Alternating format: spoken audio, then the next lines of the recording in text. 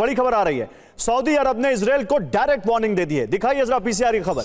बेहद गंभीर नतीजे भुगतेगा इजराइल, ये सऊदी अरब ने कहा। ये वही देश है जो अब्राहम अकॉर्ड करने वाला था उनके साथ। वेस्ट बैंक को अपने हिस्से में मिलाया तो अंजाम बुरा होगा, ये सऊदी अरब ने इजराइल को कहा है। इजरायली उड़ानों के लिए एयर स्पेस बंद कर सकता है सऊदी अरब, यह रिपोर्ट आ रही है। सऊदी इजराइल के बीच अब्राहम समझौता खत्म हो सकता है, यह रिपोर्ट कह रही है। तो अमेरिका ने 73 के बाद अरब मुल्कों को जिस तरह से इजराइल के करीब लाने की कोशिश की, लगता है वो ये अब खत्म हो रहा। एम्बेसडर वोरा, क्या सर हमारा एक स्ट्रेटेजिक पार्टनर है। मैं ये नहीं कह रहा कि वो मैं इजराइल हमारा एक strategic partner, we value him, but जो गाजा में हो रहा है आई डोंट थिंक, मतलब ठीक है, आपने अपनी बात, अपनी पोजीशन क्लियर कर दी। एम्बेसडर वोरा, सऊदी अरब का जो ये स्टेटमेंट है, जो ये वार्निंग है, क्या ये एक क्लासिक एग्जांपल है कि पूरी जो अमेरिका की मेहनत थी कि जॉर्डन को, फिर कतर को या फिर यूएई को किसी तरह लेकर आए इजराइल के करीब और अरब मुल्कों में इजराइल की एक्सेप्टेंस बढ़ाएं, इस हमले ने वो सब खत्म कर दी?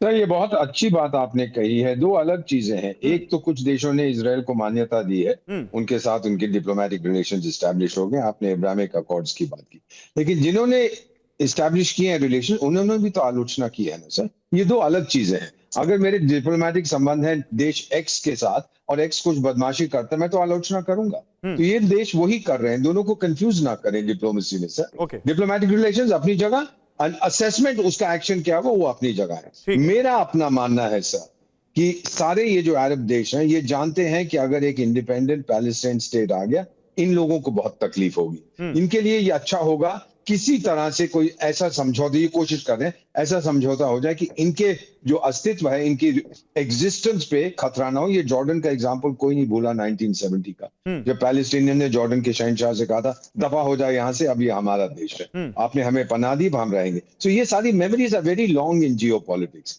तो ये सब चीखने चिल्लाने से कुछ नहीं होता। द रियलिटी इज, मेरा मानना है सर, 20 साल उस एरिया में मैं रहा हूं, मेरा मानना है कि अरब देश इजराइल के साथ समझौता करेंगे, जरूर करेंगे।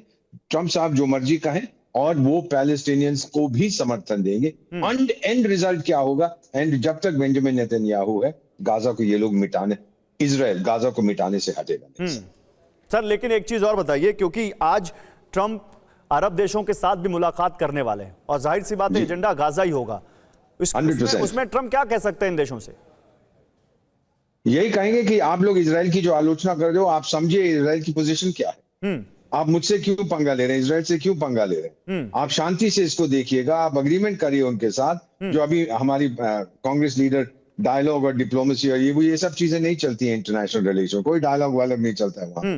जब आपकी सर्वाइवल की बात होती है, सर मुझे 52 साल हो गए कूटनीति में, डायलॉग डजंट हेल्प। कितने डायलॉग हमने किए हैं, आतंकिस्तान जिसका दूसरा नाम पाकिस्तान है, कोई फर्क नहीं पड़ता है। हमास इज डिटरमिन्ड, जैसे हिजबुल्लाह है, कि इजराइल को जीने का हक नहीं है। क्या करना चाहिए इजराइल को, ये आप जवाब ले लीजिएगा, जो बाकी आपके विशेषज्ञ यहाँ।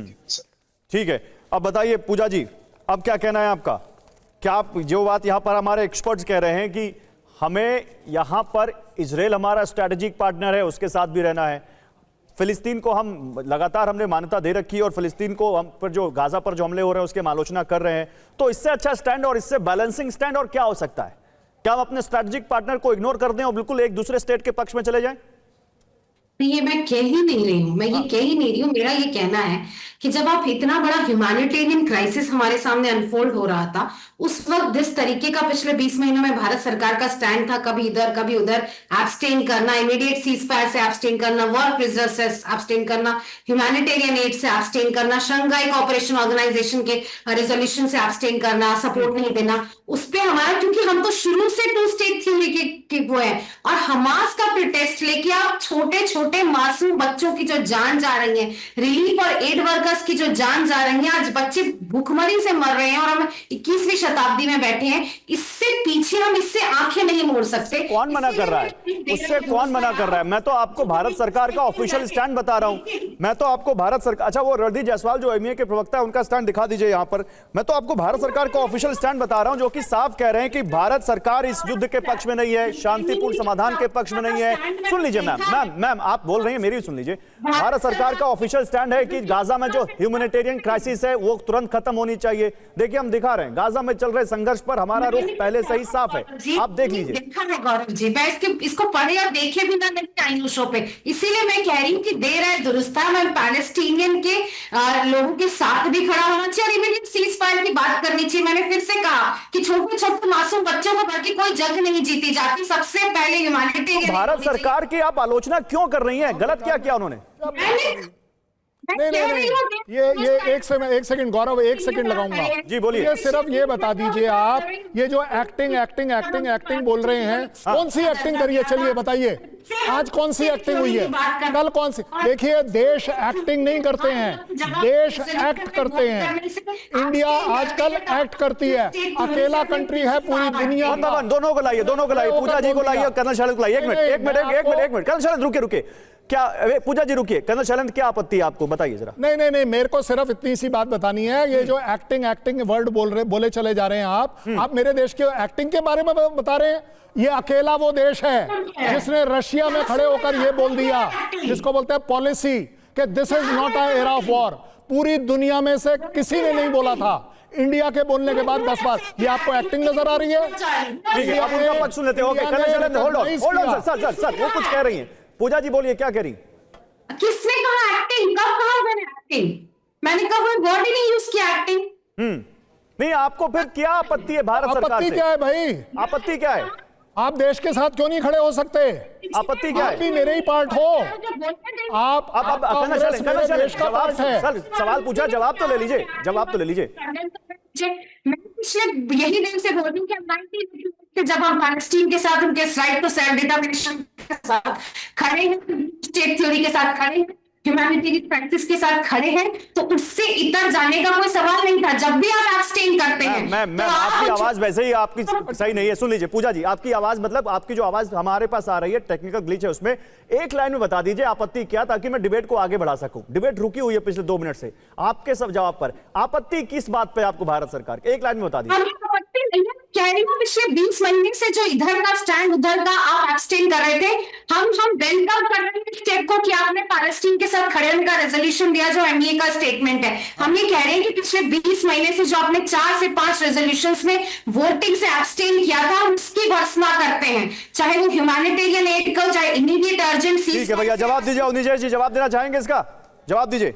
बिल्कुल, मैं तो इतनी देर से हाथ खड़ा किए हूं कि कुछ बोलने का मौका दीजिए मुझे। नहीं, मैं दूसरों के पास भी जाना था, लेकिन अब आपका मौका है, बोलिए। ठीक।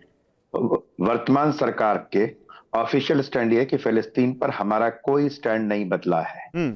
हमारी लंबे समय से जो फिलिस्तीन के बारे में जो स्टैंड है, उसी स्टैंड पर कायम है। ह्यूमैनिटेरियन ग्राउंड की बात, जिसकी बात जो बार बार यहाँ कर रहे हैं, छोटे बच्चे तो इजराइल में भी है ना। और एक बात बताइए कि हमास के चार्टर में क्या लिखा है कि यहूदियों को यहाँ रहने नहीं देना, खत्म कर देना, उस पूरी नस्ल को खत्म कर देना है।